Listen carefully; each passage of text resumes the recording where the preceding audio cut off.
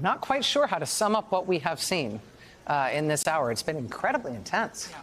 Nicole? I mean, there's a ton of new evidence. I mean, there's so much to say about Liz Cheney, but this is about the evidence that this committee has unearthed in the year that they've been investigating this. I mean, as perhaps an aside, I think Jared Kushner will never be the same, and that's good. One national nightmare comes close to ending, and considering all the laundering of his legacy that's underway right now. Need me there, or am I clear? I think that what we learned is that this committee now knows that Trump believed his supporters were doing exactly what he wanted them to do. They have that. They have the goods on that.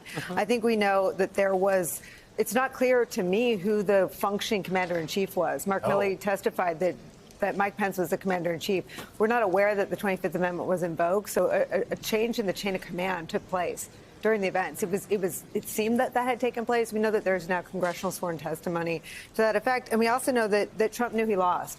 Barr told him, and his top campaign advisors and data folks. And when you, on election night, you're not looking for the David Axelrods or the Ken Melmas. You're looking for the data people. The data people told Trump he lost. And also that everyone talked to the committee. Everybody on talked. camera. They have everyone. They have the nervous staffer energy campaign lawyer who had to tell Mark Meadows, like, there's nothing there. Right. They have Bill Barr. They have Jared. They have Ivanka. I mean, everyone. And to your point, Nicole, I mean, that was, first of all, that surpassed my expectations, I have to say, just as an argument, as a story, as a piece of television programming, as someone who makes television for a living, that surpassed my expectations. But the amount of new evidence, I mean, we have been working on this story for 17 months, and there is every day there's new reporting, every day there's new footage, and every day there's a new DOJ filing. And the amount of new information I learned as someone who thinks about this story 14 hours a day for 17 months in the last hour is I'm still getting my head around statement. From just the opening statement. It's also clear that as much as the politicians were speaking and as much as the investigative journalism was revealing some of what they knew, we had no idea what the former U.S. attorneys and AUSAs who worked for Thompson and Cheney had investigated and uncovered. John Eastman did not actually believe the case that he was making in writing to the president. Donald Trump, what jumped out for me, Donald Trump meeting alone with this group, Michael Flynn et al.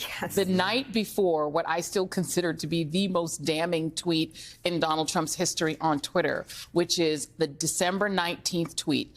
Come to the Capitol. It's going to be wild. Steve Bannon then following that up, saying it's going to go wild. He met with this group alone. And then the next day, he sets off. Within an hour. Within an hour. Within an hour. He sets off this violent conspiracy to send people to the Capitol to commit violence. Flynn, Giuliani, and Powell are at the White House meeting with the president. This is as Liz Cheney laid it out. They're discussing imposing martial law, seizing the voting machines, potentially rerunning the election.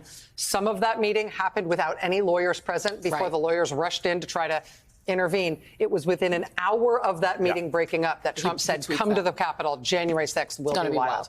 We did not have the connection between those two events before. And that, to me, is part of the larger story that was told in that first hour, which is this. I think the popular understanding, and even the understanding of people like Sean Hannity, as he's frantically texting, of what happened that day was that things got out of hand. They got out of control, that it got out ahead of people. That was the plan. The whole thing was the plan. What you saw was the plan. The fact that Mike Pence couldn't go back in that room because there were people outside lustily cheering for his death meant that he couldn't certify the election, which was the plan. This was the plan. It wasn't this thing that went sideways, which is still, I think, both in, Republican Party circles to this day and to a bit in the popular imagination is still the idea. It got out of hand. It was a rowdy protest. It was not out of hand. It's not the plan, and it's not Trump's complicity. This was Trump's plan. Yes, Trump's plan.